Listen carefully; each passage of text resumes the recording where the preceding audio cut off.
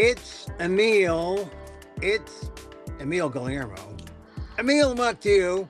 Hi, welcome to my takeout, my Emil Amok's takeout. Hey, did you know this is show number 900? I've done 900 of these of various lengths, and some of them were very long. Some of them were kind of shorter.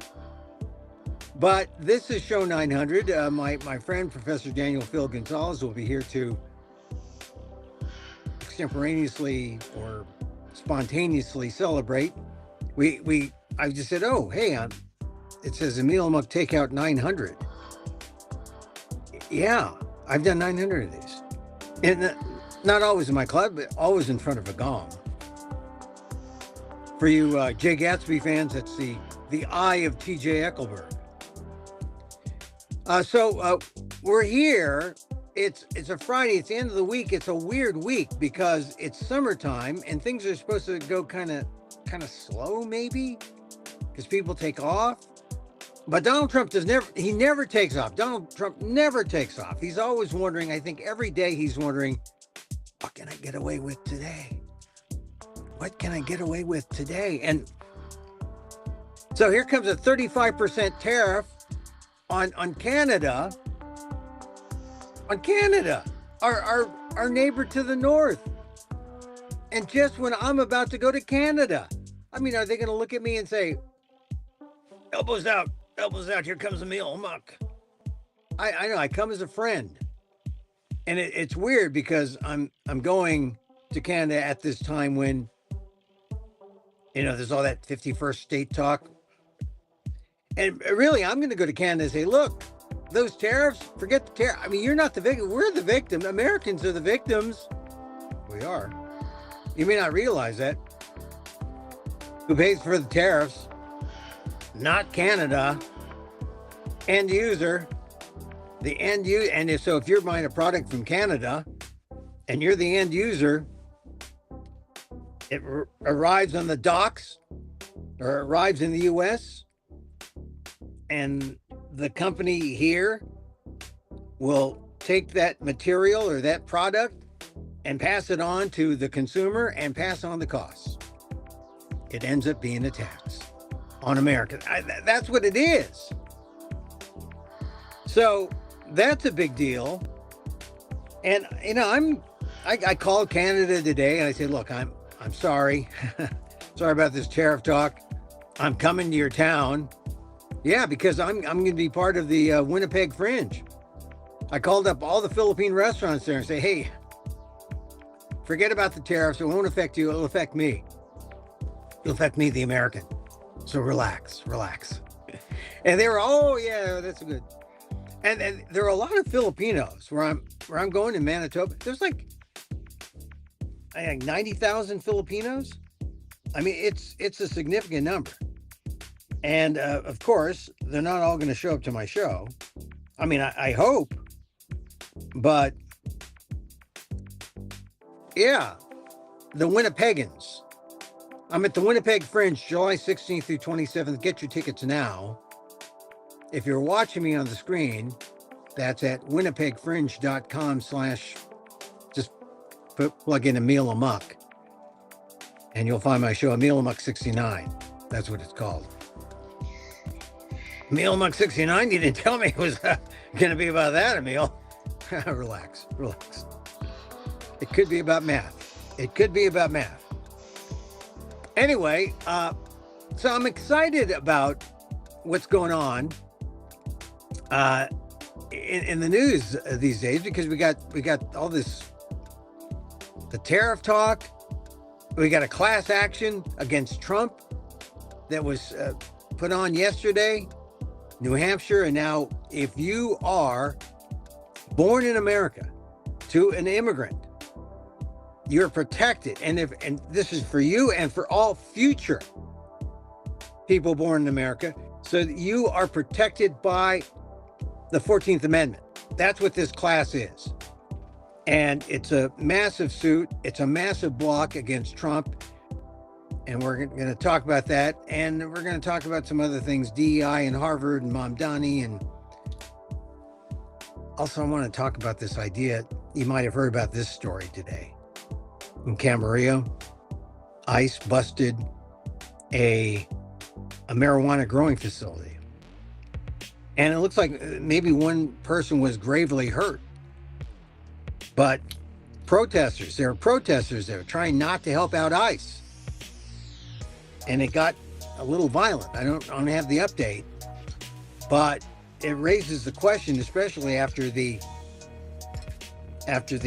symbolic kind of visual of Marines and National Guard being sent to MacArthur Park in LA as a show of force when there was no activity for them. They were just there. They were like living statues.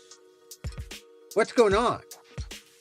And this, I think, is the impending police state.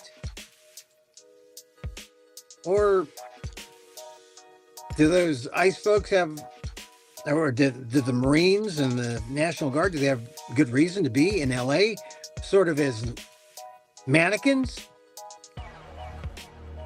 Let me bring on my friend, Daniel Phil Gonzalez, College of Ethnic Studies, San Francisco State University, Asian American Studies, my friend.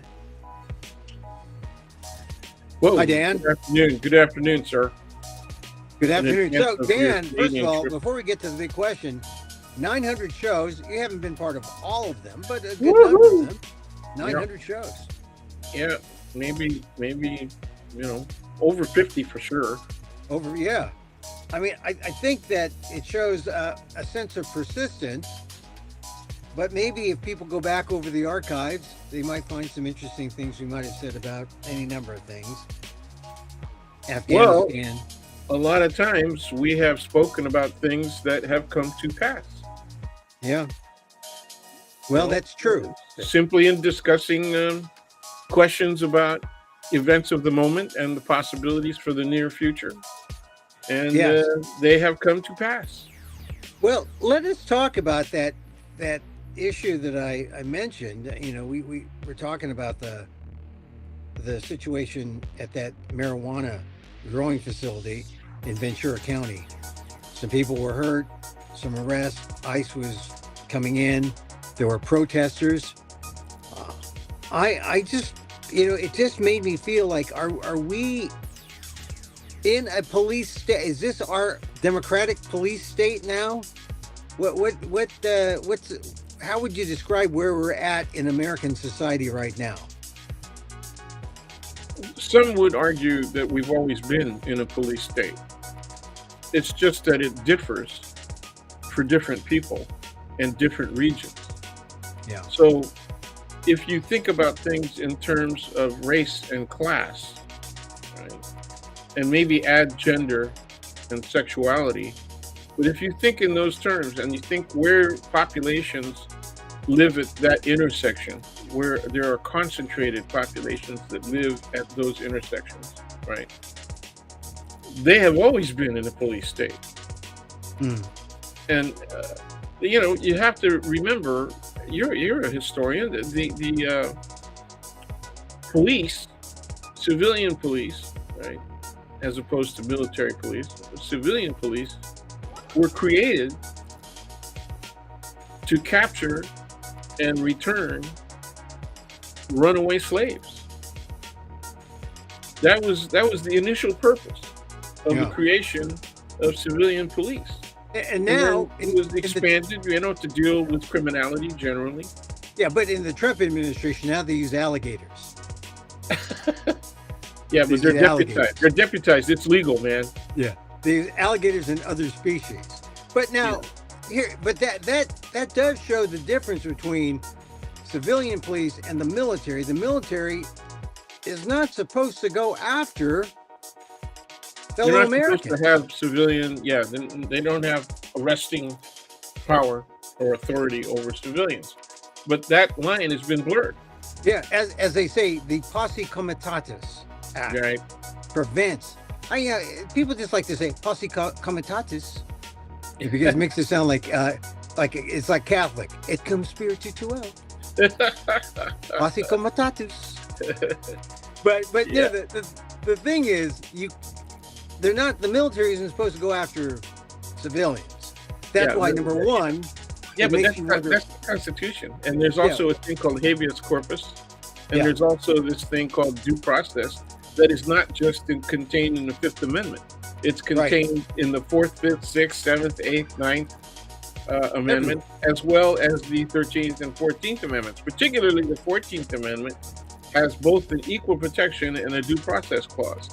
Right. And when I talk to my students, I tell them if you learn nothing else about the U.S. Constitution, okay, you should learn the importance of the equal protection clause in the 14th Amendment, because if you are a person of color, if you are a person who is not of the elite socioeconomic class, okay, if you are not a male, okay, that is your source of equality, or at least the promise of equality, the possibility of equality is contained entirely in the Equal Protection Clause.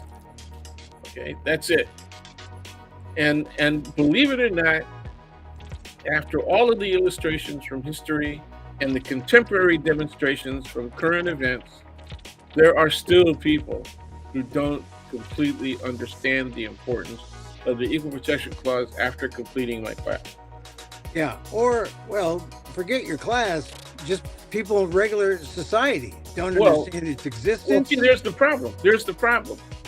I don't even know what percentage of people ever take an ethnic studies class. Mhm. And then I can't vouch for the quality of that class. You know, there are a lot of classes that qualify as, quote, satisfying ethnic studies requirements that may be really pablum, you know, that may not take on the big issues. You can't do ethnic studies without taking on the big issues, right? Yeah. Oh, yeah. Of not only American society, but of the world. You can't do it. It's impossible to do it. You know, and people say, well, why are you doing all this stuff? And it's only, and if it's about Filipinos, you know, with a concentration on one ethnic group, they say, what's that? What's that good for? Even Filipinos say, what's that good for? Yeah. Okay. Well, you know, they don't see the connections until it happens to them, and then when they seek justice, it's like, where's the justice? It's Well, they don't, they certainly don't know where to go. yeah. Okay, for justice. You know, I don't know how many times I've seen an altercation occur between Filipinos and somebody else, and the first thing somebody does in that crowd is call the cops. Mhm. And I tell them, look, you know, you got to think about the circumstances, because the cops may not be kind to you. You know, it depends on you know what the altercation is all about. It depends on who the people that are involved in that process, right?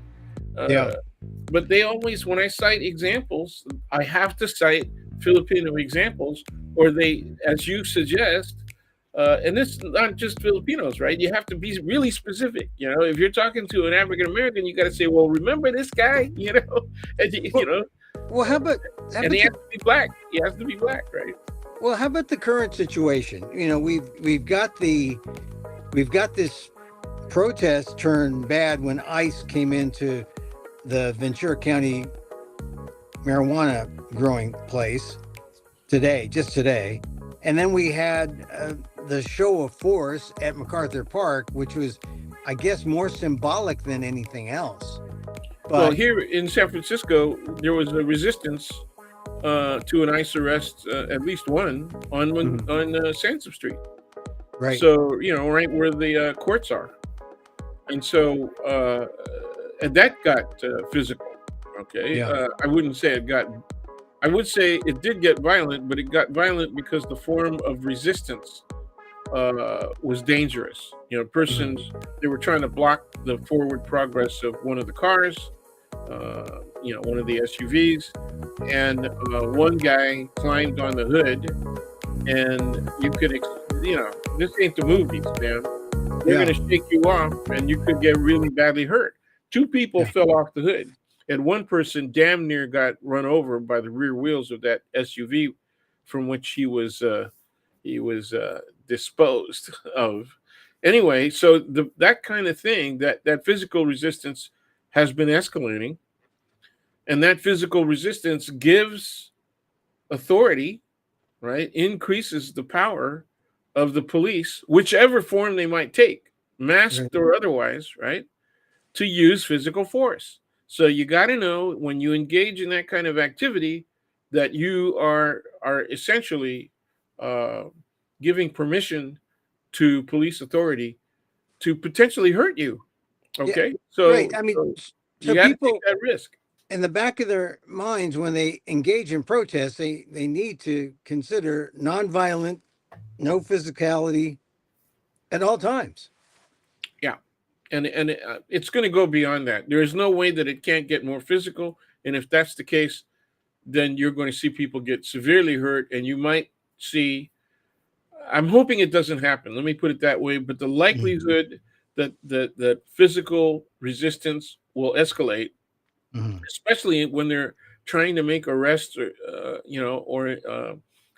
yeah, in open, relatively open spaces. Um, I was listening to the statements of a person who was among those who were in the fields and in the hothouses when the ICE agents showed up. And according to his statement, they entered guns out. Mm. They entered guns out. Okay, that's a very dangerous situation, incredibly dangerous situation. See, this is the problem about the FBI and ICE and the local police and the Marines and all these people involved. I was looking at some analysis of where the FBI is and where ICE is, and You mean the FBI physically, isn't going to or be involved in this. It's going to yeah? be ICE. What do you mean where they are? Do you mean their placement in terms of how they expect to enforce the law, or No, just their in, actual? no. What I mean, their place in the spectrum of which law enforcement agency is going to take the lead and be Okay, out there. okay, uh-huh. And people and this is what they're doing. They're ramping up ICE. They're Yeah. they're building they're building it up. So Well, didn't there's they just put? Isn't aren't they part of the 42 billion that is yeah, in the there's like big ugly bill?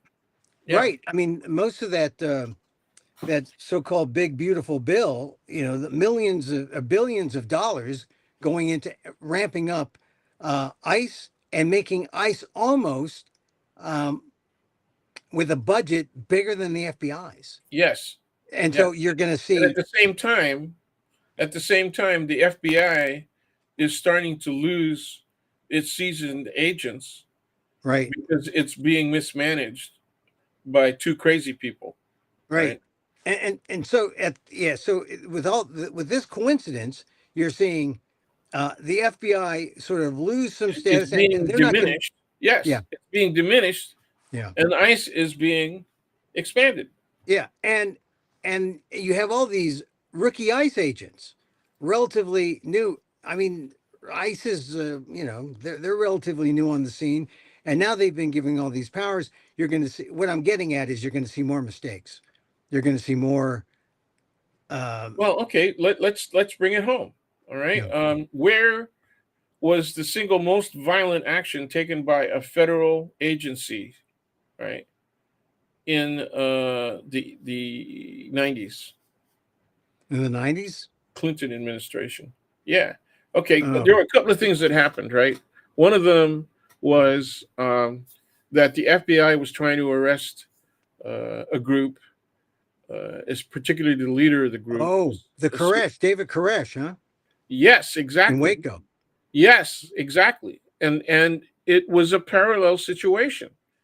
The BATF, the Bureau of Alcohol, Tobacco, and Firearms, right, Mhm. Right. was the agency that was trying to get Koresh to surrender, and instead they armed up. That's Koresh and his people armed up and resisted. Hmm.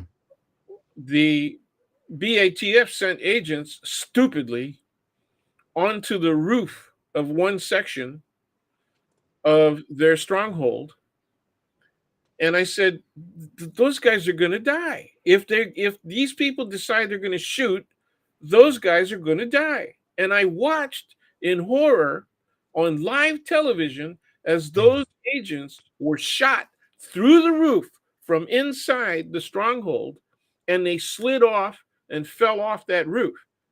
And what was the immediate toll? 3 dead, just like that. Now, that was very clearly adequate provocation for an assault. And the only thing that supposedly held the BATF back was that there were children there. And so they were looked, and the media made it look as though this is, you got to be treated as a hostage situation because there are children there. Yeah. So they used all kinds of techniques, right? Yeah. To try and get them to surrender. They played screaming animals that were being killed or tortured, slaughtered, right? They played that stuff on stereos, blasting it at the stronghold. They did all kinds of things over a period of days, right? And finally, when that didn't succeed and they had cut off all of their supplies and electricity and everything else, they went on with an armored vehicle. Yeah, all right, but what you're getting at is that this is what happens when you have people who are inexperienced going into situations like this. It's not only inexperience, it's people who are trigger freaking happy. Okay? It's people who Oh, what okay. kind of leadership, what kind of idiotic leadership put those men up on that roof? That is just not Yeah. Okay. inexperience. All That right. is goddamn stupidity. Okay?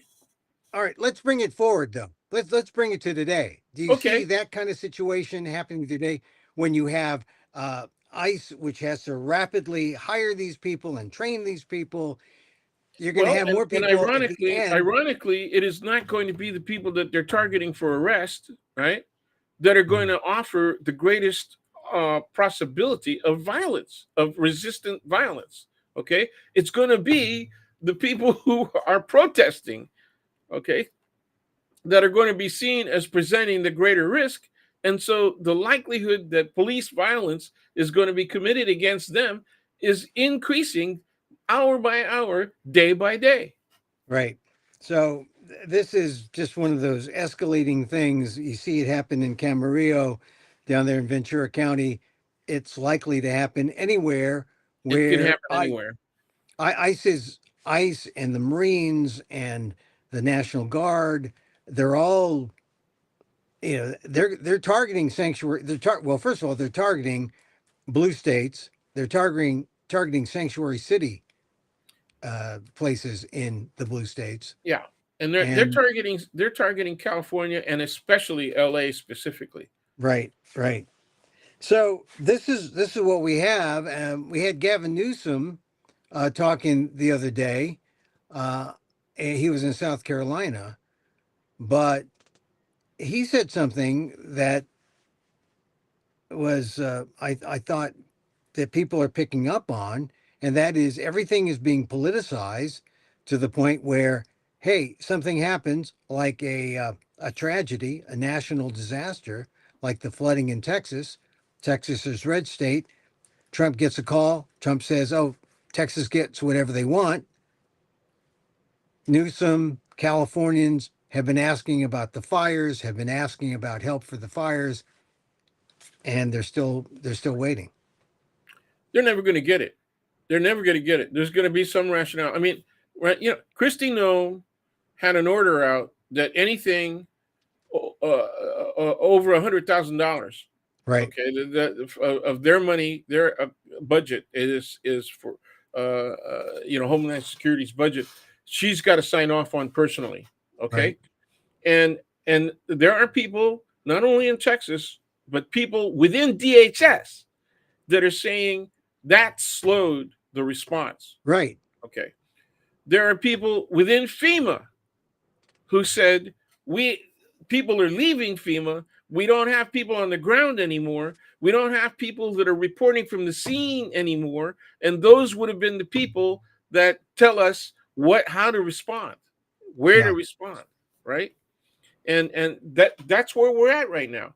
And they're going to Yeah, use but their need to cut the budgets, okay, as the rationale. Okay. And I don't know what Trump is in Texas. I don't know how he's going to be dealt with there.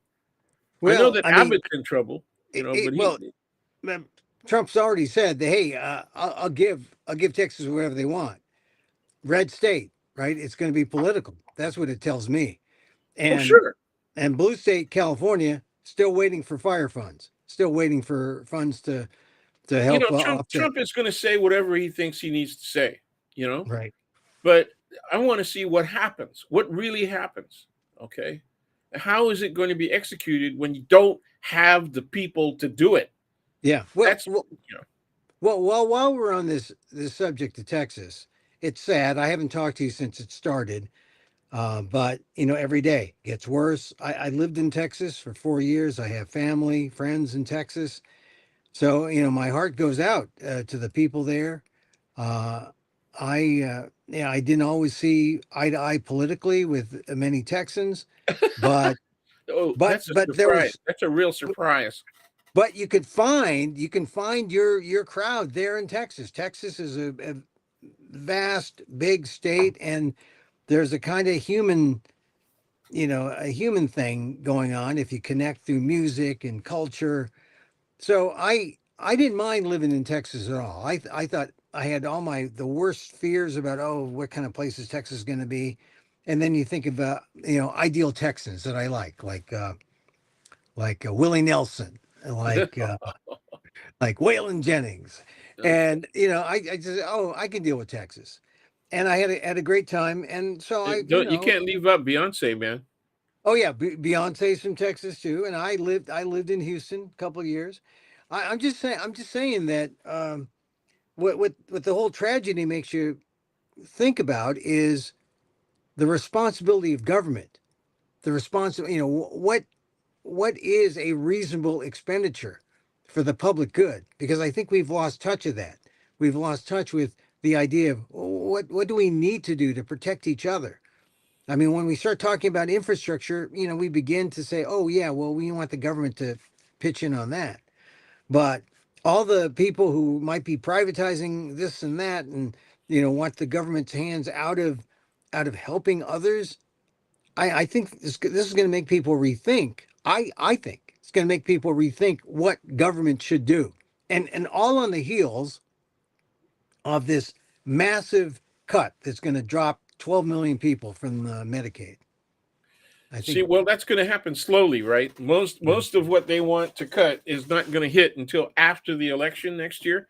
I mean, Yeah, that should be a pretty damn good signal in and of itself yeah, that the contents of this bill is really going to be harmful, but it won't happen in immediate terms. And I hate to play the same song over and over again, but have said the conservative nature of the human being is that they don't realize how bad the situation is until they're actually hurt by it. That's the problem. That's the yeah, problem. Now people are saying, how could this happen about the flooding, right? yeah, And that tells you two things. One, they don't understand climate yeah. Oh, you froze, Dan. change, and You unfroze slowly. Keep talking. they believe in it. Yeah. Well, something happened, Dan. You've frozen. Well, I have to agree that I heard some conservatives change their tune. Oh, oop, he had to go out and come back in. All right, you're back Hello. in. Now I'm You're back okay. in. Now, okay. So this is a floodplain. It flooded before. It had a Right. major flood in 87. Okay. And all Mhm. kinds of people in all of those counties said, we got to do something about sirens. We got to do something about warning systems and all that. Kern County didn't do it. Okay. And they're right in the middle of it. Okay. Kern County didn't do it because it says it's too expensive. Yeah, Kerr County. Yeah. Kerr. Yeah. Kern is in California. Kerr. Yeah, Kerr, Kerr. it's You know, Kerrville. it's the penny wise, pound foolish, right? And Well, that's what it comes down to. And look, the idea of sirens.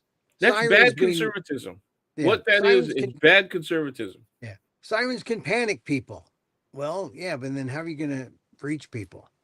And I Especially go back. especially at 1 o'clock in the morning and 3 o'clock in the morning and 4 o'clock in the morning. How you gonna Look, Dan, I go back to the 70s in Texas when I was on a radio station, a 50,000 watt FM, well, actually more like a 100,000 watt FM station. whoa, That was fairly that's got some powerful reach. for Yeah, that's got some FM. reach. Yeah, Yeah.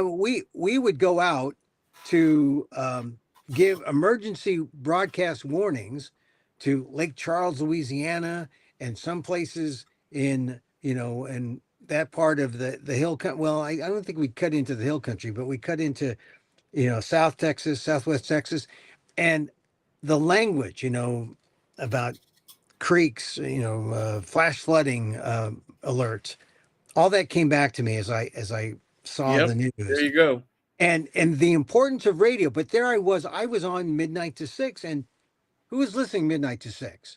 And this is before iPhones. The best thing they had was really the use of sirens to communicate with people. And I think that that's what they're coming back to today in 2025, that, hey, if we had a siren system, forget about panicking the people. We would let people know something's up.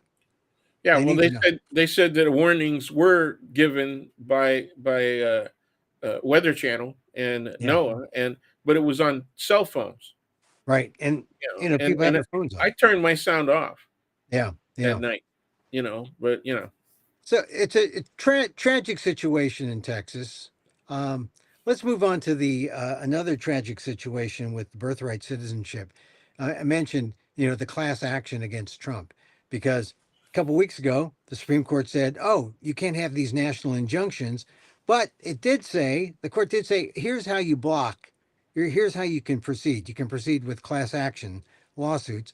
So they got a class approved yesterday in New Hampshire, and now people are part of a class. And what should people know about this class action if they are worried that they are, that they, because the class is people born in America and who are entitled to birthright citizenship, and future people born in America, just being born in this country. And you'd be worried if your parents were immigrants, documented or undocumented. I mean, my parents were somewhat documented, but you'd be worried. But now you're in a protected class. How should they proceed at this point? they have to be ready with an attorney. Yeah.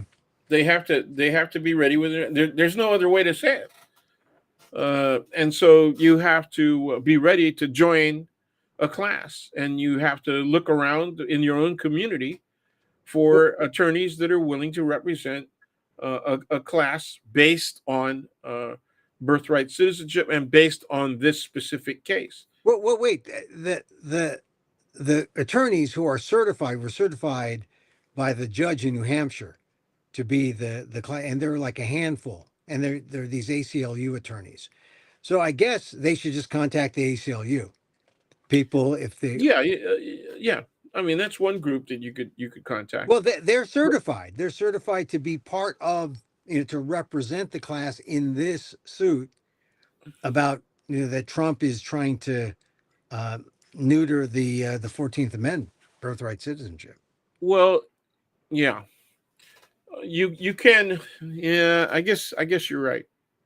I mean, If the ACLU, if this specific class, it's not just the attorneys, it's the class itself has to be yeah, certified that it constitutes a legitimate class. but Um, yeah, I but saw but the the reason I say they could get with another with local attorneys and local groups is because they could file locally as well. well, yeah, You know, but this to is be a party helpful to the because it's national suit. national. It's national, right? I mean, but the national suit's one. You're talking about trying to file a new suit. Yeah, sure. Why not? Yeah, I Local guess. suits, Yeah. you know. Except that the Supreme Court said, narrowed the path in which someone who wanted to fight the Trump's negating of the 14th Amendment and birthright citizenship by saying, here's your narrow path. You got to certify class, certify the attorneys who will represent the class. And I think that was done in New Hampshire on Thursday. Yeah. So, and you can bring up a new suit, but I think that would be, you might be uh, precluded from doing that Well, by the, I'm wondering. Uh, I don't know enough about really large national class actions. I know statewide class actions, and I'm familiar with the history of regional class actions. yeah. You know, but in this instance, the potential for the class being like millions of people Mhm. is real, Yeah. and I don't know how manageable that is, Well, right? You well, know, let's just say if you, I mean, they're really covering all people born in the U.S. who would have a right to birthright citizenship, who might be threatened. Now, that would be if you are a son or daughter of an immigrant, you know, right? undocumented, documented, and so anyway, ACLU seems to be they're the group that is represent what that was certified In this in lawsuit, this yes. case, in this big case that involves Trump. But I mean, I just want to clarify that because some people would think, oh, well, when the Supreme Court said the district judges can't block Trump, they did say that, but they said that if you wanted to fight Trump on this, you got to file a class action. Yeah. See, And here's why I was saying you gotta look in your own community as well, is Mhm. because the several groups Mhm. were party to this, Right. several civil rights groups, and I'm looking for a list, right, of if there were co-plaintiffs here. But my sources are too terse. There's not Yeah. enough information. But Okay. anyway, All yeah. right, but So there were other groups. ACLU would be a good start. But the thing is, and you got to go back to this idea that, all right, they're fighting the class action, ACLU fighting Trump, and I guess it'll go back to this notion: is what Trump doing legal? Is it lawful for him to take the Constitution and turn it on its head and say no, no, no 14th Amendment birthright citizenship? Yeah, all of the district court cases have said really strong language, right? That it is obviously unconstitutional. It Mhm. is. There's just and there's no cases that even draw this into question. That it's so obvious. Okay, but I'm going to say this: that doesn't matter. It doesn't matter. Because It only matters. Well, even in this case, what it's a 7-day hold, right? yeah, Because it gives the opportunity to the government to file an appeal. Well, where's the appeal going to go? It's going to go up to an appellate level, and the Supreme Court could say, "We want to hear it now. We're ready to decide on birthright citizenship and take it into consideration directly." They can do that, and I believe even if they allow the appellate courts to do their thing first, it's going to go to SCOTUS. And SCOTUS, I said last week, that's where the Democrats can win everything they can win. But those issues are going to come up. They're going to go to SCOTUS, even if the Democrats have both houses of Congress and the presidency, in 2028. It's going to all the issues are going to go to SCOTUS, and SCOTUS is really terrible, right? right They now, are really bad, right? it can get more terrible. I heard a situation where maybe Emil Bove Yeah, he gonna get might, boosted to the appellate. Yeah, if he gets to the appellate court, which is a step down from the yeah, yeah, Supreme Court, and it is the gateway to the Supreme Court, you especially the one in D.C., the one right right in D.C. you have Trump's ex personal lawyer on the appellate court, who he could easily bump up to the Supreme Court at any time.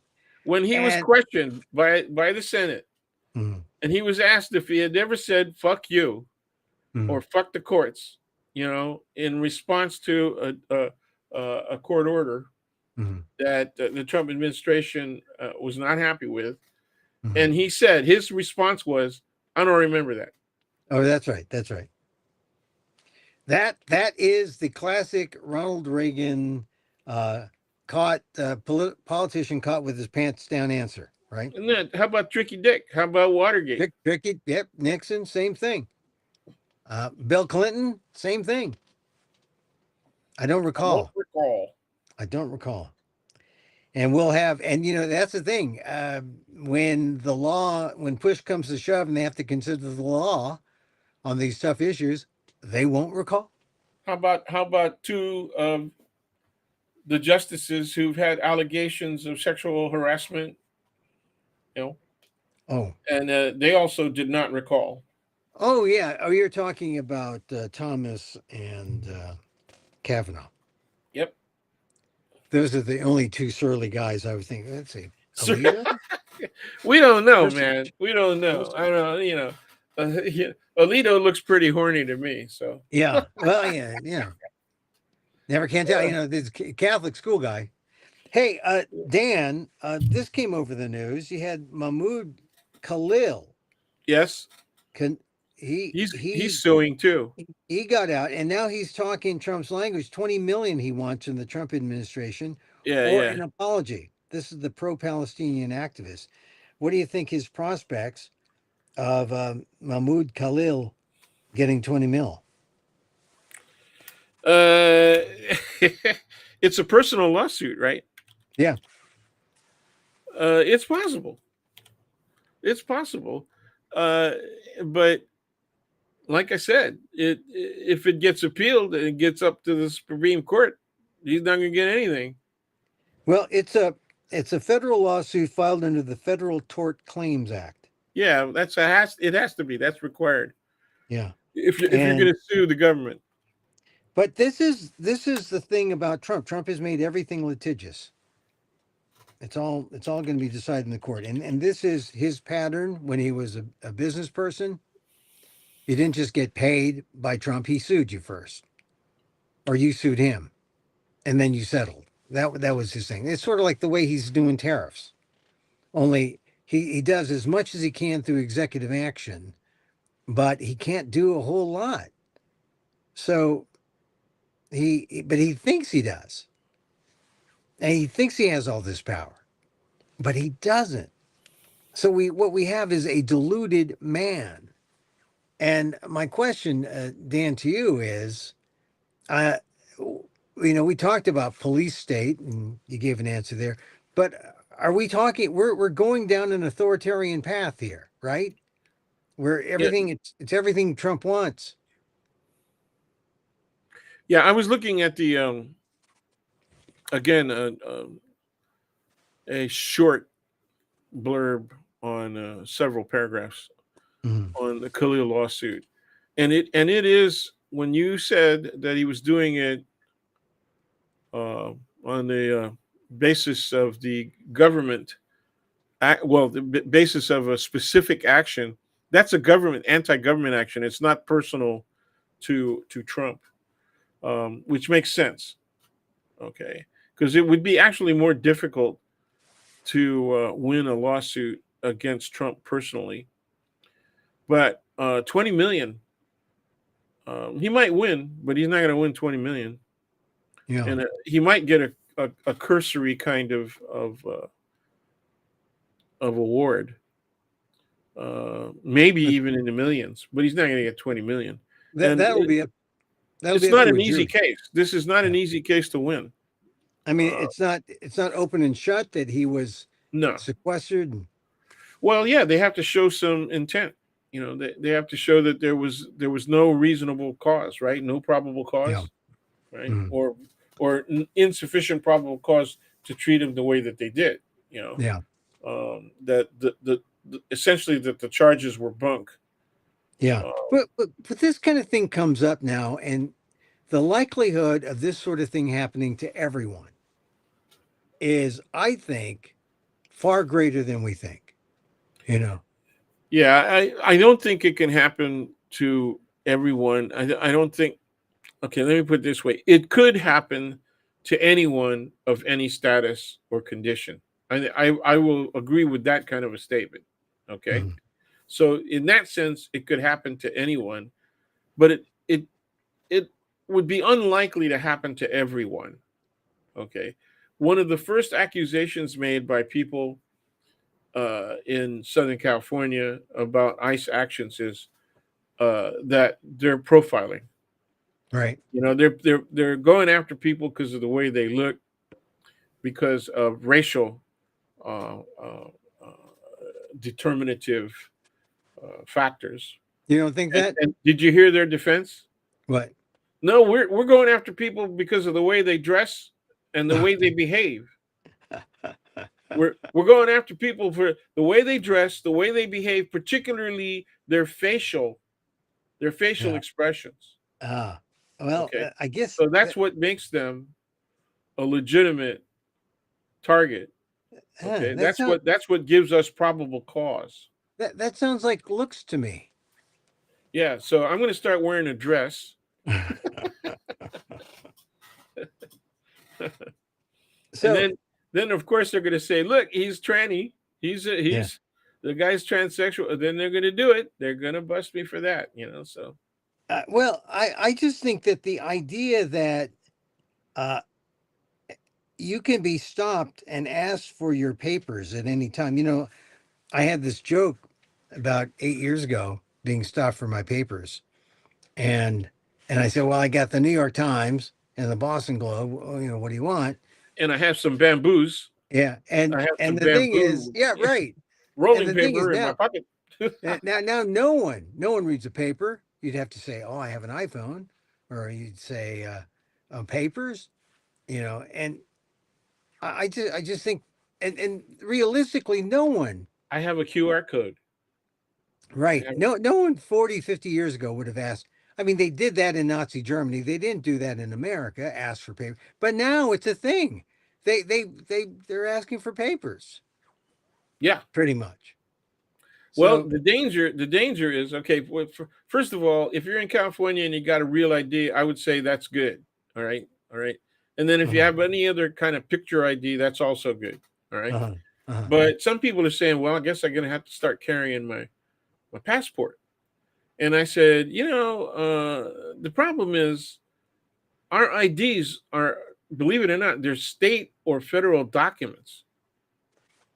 And so if you think you're at enough risks that it's worthwhile to carry a passport, and that actually is going to be a defense against your being held in custody, and potentially processed to some third country. What? That you Okay. had a passport? Well, what I'm saying is it might not be a good idea to bring the passport, because if you do get stopped by ICE, they could seize your passport and not give it back. It's a federal document. Oh, then what do you do?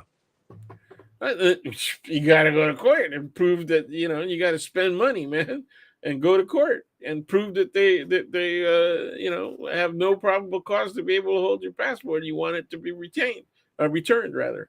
Okay, that's like suing the IRS because they erred in busting your company and taking all of your computers and your ledgers, and it puts you out of business. And then it turns out that you proved them wrong. It goes all the way up to an appellate court level, and you prove them wrong, and you say everything's worthless now. It's years down the line since they took your stuff. It could be 2, 3, 4 years later. All your equipment's outdated. Your business and all of your assets are busted. Your family may have deserted your ass, right? And what is the IRS going to do? Say sorry? They don't even do that. You don't get anything back, man. That has been happening, dude.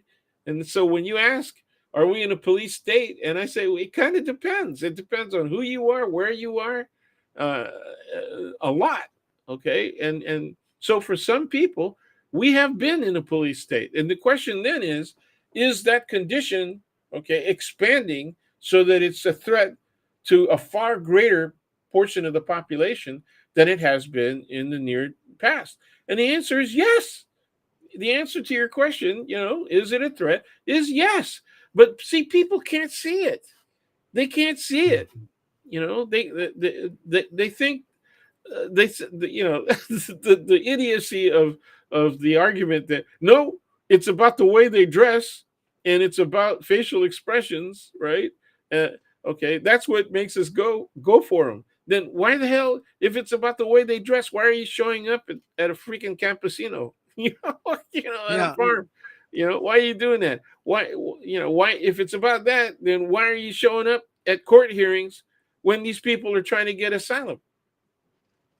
Right? You're actually interfering with due process, Yeah. and that has been upheld by the court as okay. So, are you going to ask me, are we in a police state? Hell yeah. Hell yeah. Well, It the depends on your color, and that's the ridiculous part of this, that they deny that that's the case. the idea of a police state, all you need to is uh, invoke a sense of fear.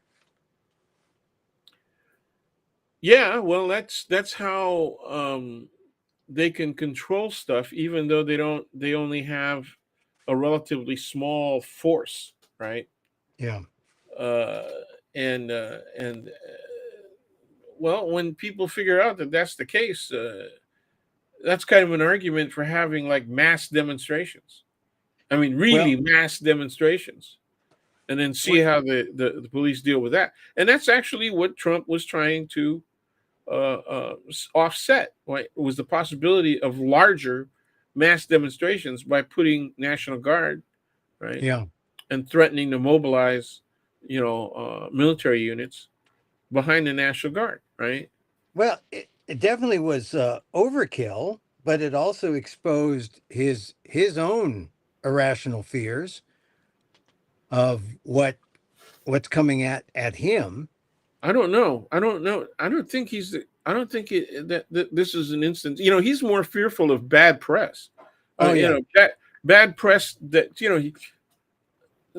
a lot of people say any press is good press, right? Right. And he Hmm. he was living by that. He was living Hmm. by that for a while. Okay, but at this point, he actually has gotten more sensitive to bad press. But Oh there's yeah. no way. There's no way that you can undo the impact, right, of the big ugly bill. Okay. The Yeah. problem is not enough people have been directly affected by it. Right Not now, yet. it's going to be the most immediate group, right? Is going to be maybe veterans, okay, and obviously rural medical care. Yeah. Okay, that's an immediate group. Okay, so that's a smaller portion of the population. It's got to be people in the burbs and in the big cities that are affected, and they will be eventually because of the cuts in uh, human services support, Yeah. right? So food stamps, SNAP, right? Hmm. Uh, that that has to hit people, okay, and that'll come, I would say, in the fall. Well, So and then if the tariffs hit, look, the tariffs are they gonna. already have hit. I mean, they're gonna raise prices. I mean, because who pays the tariff? Sure, It's not the countries. It's they us. already have hit. Yeah. So the first places that have said the prices have already gone up, and they've gone up by 10 and 15%, are the toy stores. Oh yeah. Yeah. Okay, and so people have to be conscious of the fact that when you buy toys and shit, and you look at where it's made, right? I mean, what, 9.5 times out of 10, it's Well, made in China, right? Okay. and everything that there's going to be a tariff on, the person paying the tariff is not the country. It's us, the Yeah, consumer. it's the consumer. Yeah. And I think that really hasn't sunk in yet, but it will. Well, what does that tell you about the American population? You know, Well, you know, we're not very smart. we're not very smart. Okay, we're not. We don't want to be calling people stupid, but we sure are calling them ignorant. They're not very Yeah. smart. And the climate change thing and rebuilding in the floodplain. It's possible to rebuild in the floodplain, but you would Yeah. have to do an appropriate amount of constructive, right? Constructive planning around where to control the flow of Mhm. water, right? And how to control it. It's possible that you could do it, but can you imagine over 25 feet of water, okay, I can't. increasing within just a few hours, between what, 3 and 5 hours?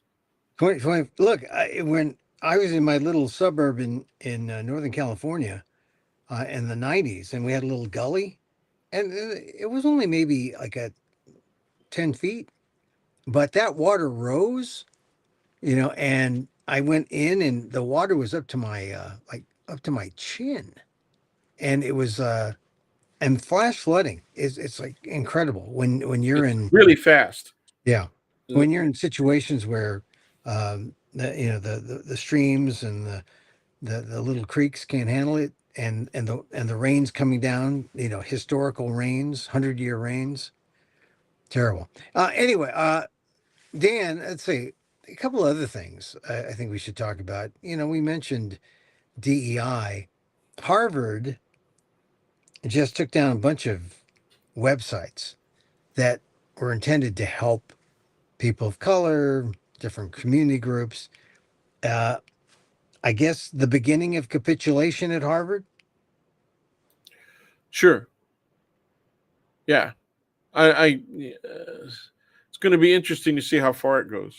You know, Harvard was one of the last places to start doing ethnic studies, right? Yeah, yeah, And and always the first group to get any consideration ethnic studies is going to be African Americans, right? yeah. Um, so even though places like Yale and Princeton, I think it was Princeton had an outstanding for years. They had an outstanding collection of materials on the Philippines. Hmm. Okay, and of course, at least one of the Marcos kids went to Princeton, right? And so Marcos gave money to Princeton, all that. Hmm. They said, but they already had a Philippine collection well before that. I know this because when we were setting up ethnic studies at SF State, we were looking around for resources, right? Because there was not much material printed on Filipinos in the U.S. So we were Yeah. looking for anything having to do with Filipinos, and we saw a heavy concentration of material at Princeton. But they were one of the last places, Princeton and Yale, to have Asian American studies, ethnic studies. I Hmm. mean, we're talking about in the last 15 years. Right, right. Well, they just got Tagalog classes at Harvard.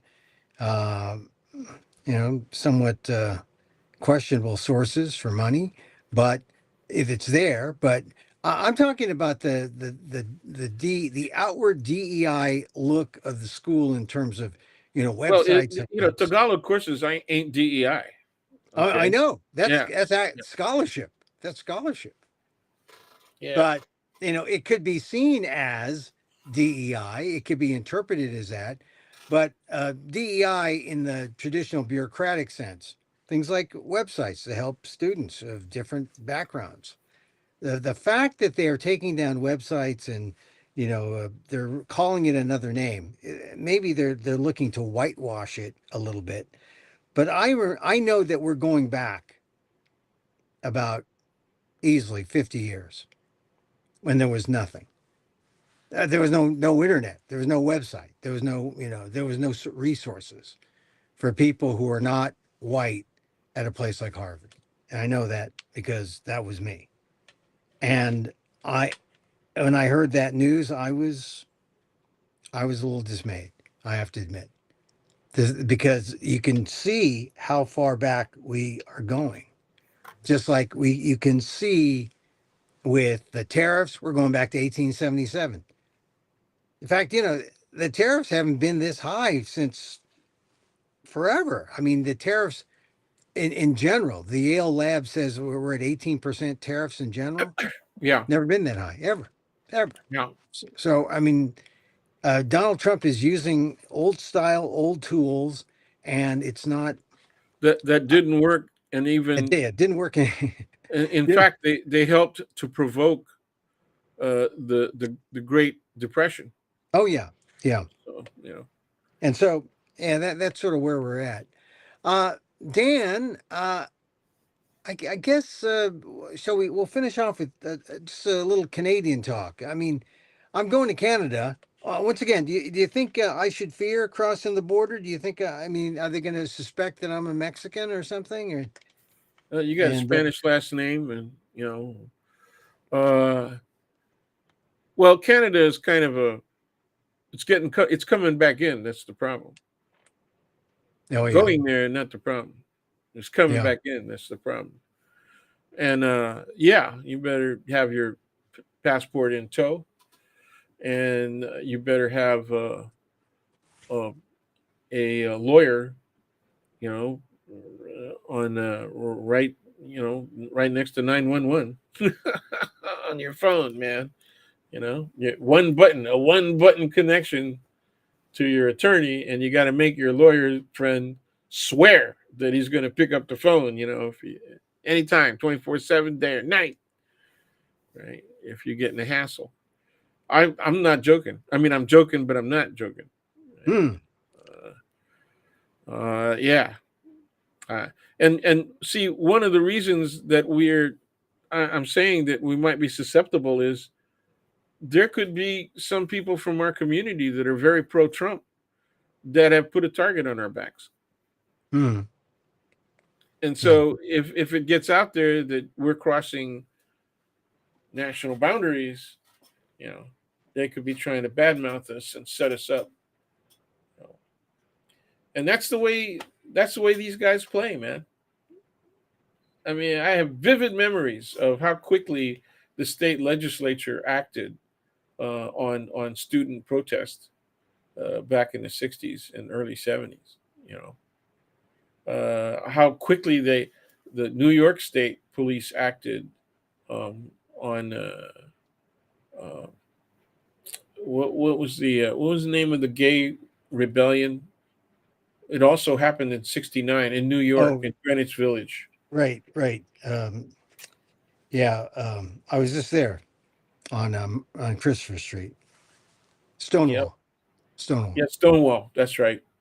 And that how they acted on that. People don't realize that they got when they were busting gay bars and stuff. They were very physical. I mean, they were putting people in the hospital and stuff. Uh, Hmm. and it was I don't know if it was championed by the general public, but it was tolerated. It was certainly tolerated.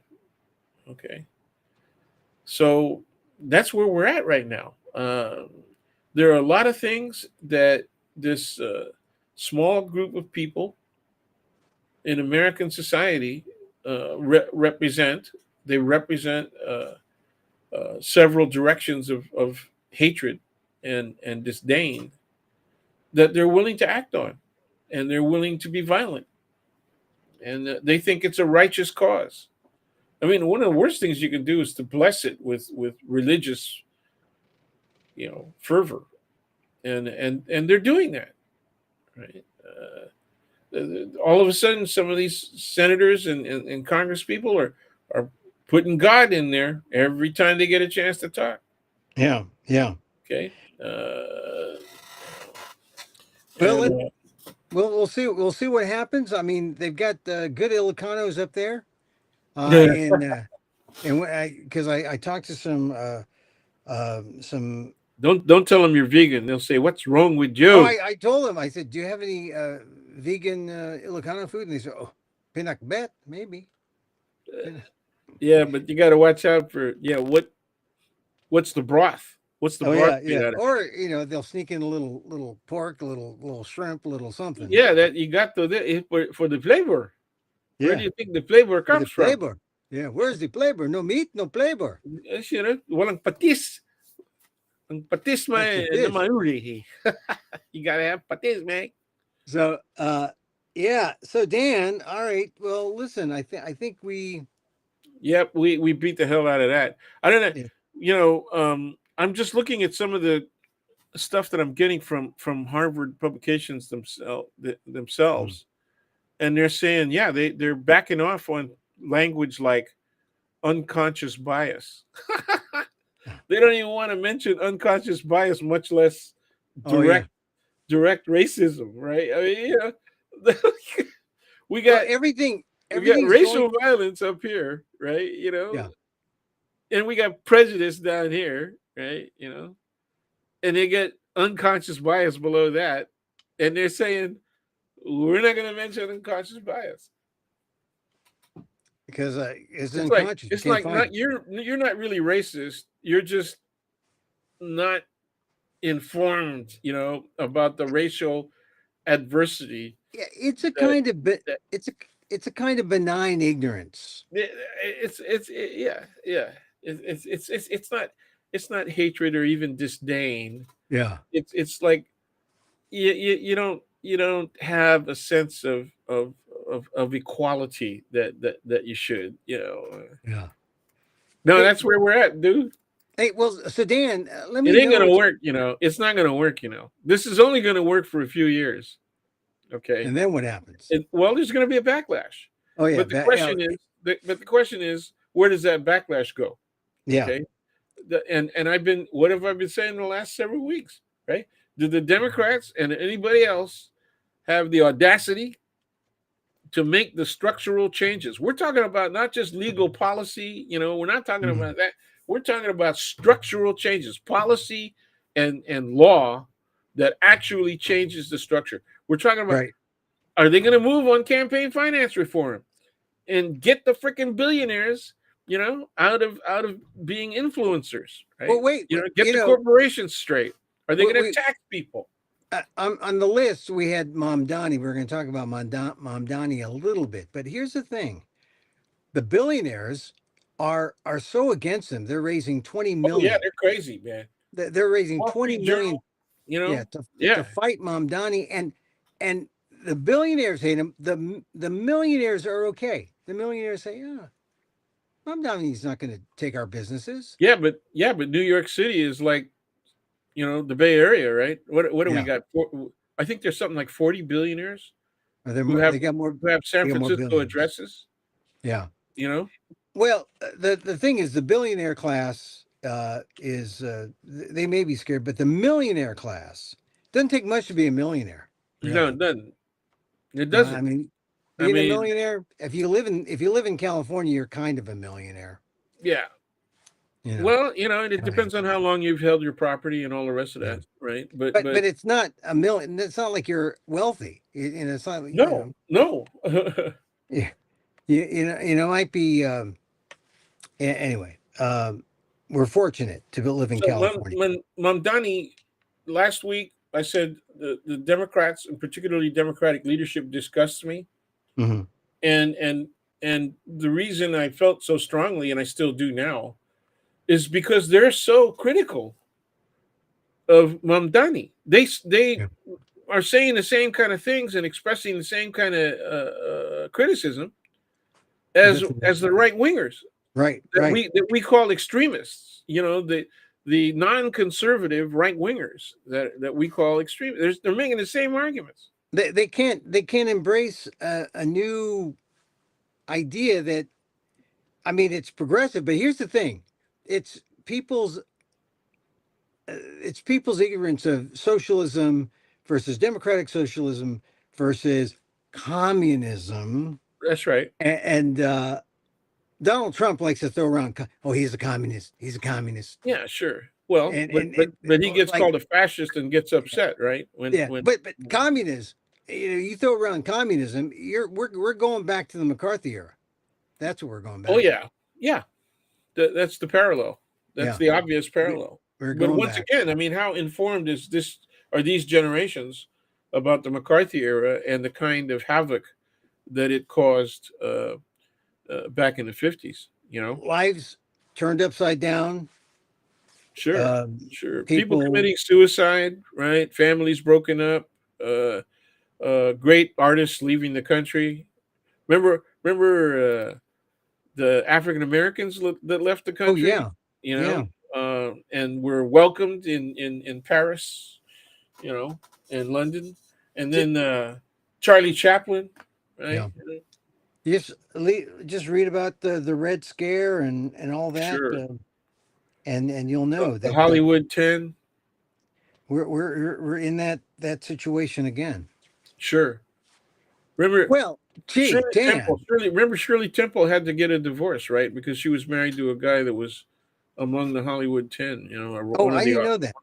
writers. Yeah, Charles Black was a Republican, yeah, or but yeah, she was married to someone I don't else. I don't know who it was. I remember Alan Ladd got Alan Ladd. criticized. Yeah, he got criticized.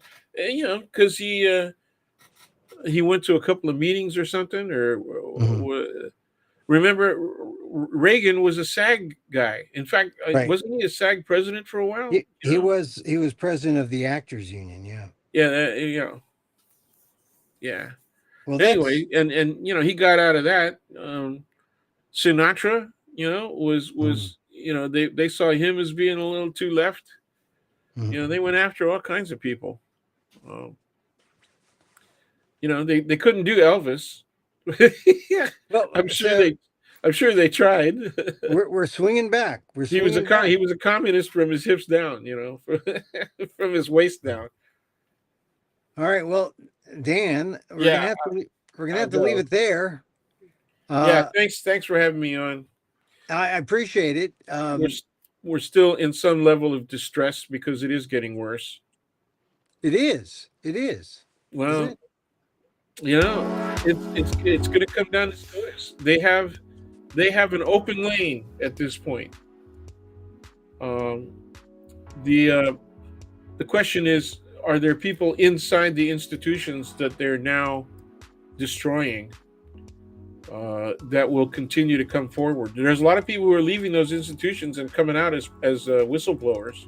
Yeah. Well, the guy in the Justice Department who's whistleblowing against Beauvais. You got all the people in the State Department. You've got clear signs that Trump's going after his political enemies. Brennan, Comey. I mean, this is the atmosphere, and Yep. it all brings up this sense of fear. Yep. You know what I'm surprised by is that there's no class action of fired federal employees.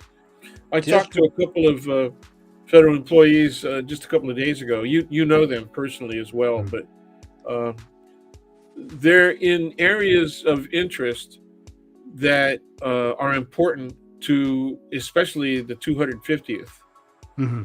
right?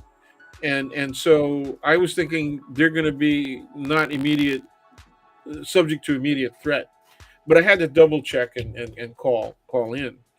Yeah. I'm going to call some contractors to this evening to see how they're doing. But I suspect that it's the contractors that are a more immediate threat. And I asked, is there anybody that's counting how many people have lost their jobs? And the response was, and one of these people is a demographer. And so I thought that would be a good place to get an answer, right? And they said, we can't get an accurate count because there's so many different kinds of people who are in federal employment, including obviously contractors.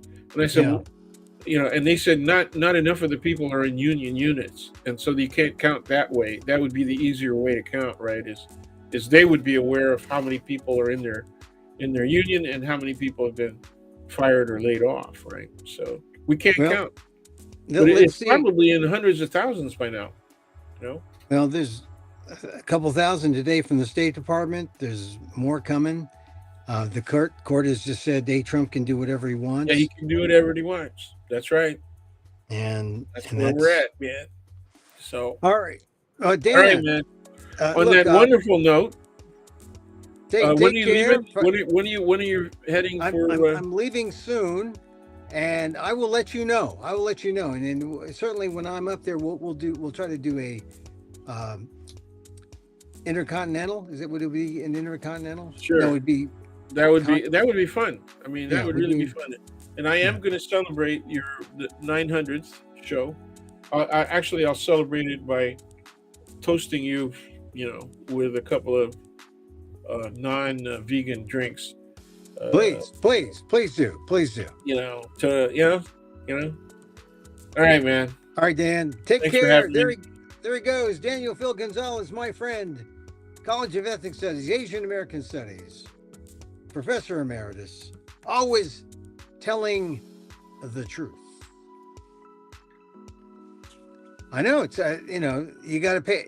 Ketanji Brown Jackson was giving a speech, or she was being interviewed yesterday, and she said, what keeps her up at night? She said, I worry about our democracy. She's right. I worry about our democracy too. And every time you go out there, you are testing it. You are testing democracy. Is it still there? Is it still there? Am I still here? Is it still there? You're testing it. It's hard to imagine that, my father came here to America on this day, 7/11, in the 20s. 7/11. He came to America. And it's funny how the way he's treated, right? The feeling he had about America all these many years. There's that fear. There's that fear in America now. It's doesn't feel good. Doesn't feel good about our country. Yeah, my 7/11. He was here. He came. So 900th show, 7/11. And I thank you. I thank you for being here, for listening. Thank you to our friend Daniel Phil Gonzalez. He's always a great guest. Always great guest. I can ask him anything. He'll say, oh, well. I know. Back in the 80s, back in the 90s, back in the 60s. I mean, you need that. You need that historical context. We don't have it when we just see things happening today. You got to put it in some kind of context. Dan's loaded with context. So I always appreciate him coming in. So, let me say once again, Emil and Amok, my show, Winnipeg Fringe, July 16th through 27th. Get your tickets now. And if you're watching me, the link is there, Winnipeg Fringe. It's not going to be streamed. You got to be there in person. So I'm not saying please go to Canada, but I'm saying if you're near Canada, there are a lot of Filipinos in that whole Minnesota, North Dakota, South Dakota. And that Manitoba, a Manitoba Filipino, there's a lot of them. So if you're near, if you know someone, tell them, say, hey, this Emil Amok, he's at the Winnipeg Fringe, July 16th through 27th. So get your tickets. They're very cheap. And remember, you're paying Canadian, so it's real cheap. It's real cheap. Emil Amok here. We like to close with a little loving kindness. Of course, for you, to you. And so, as I wish for me, I wish for you. May you be safe. May you be healthy. May you be happy. And may you live with ease. Emil Guillermo here. Till next time. Mahal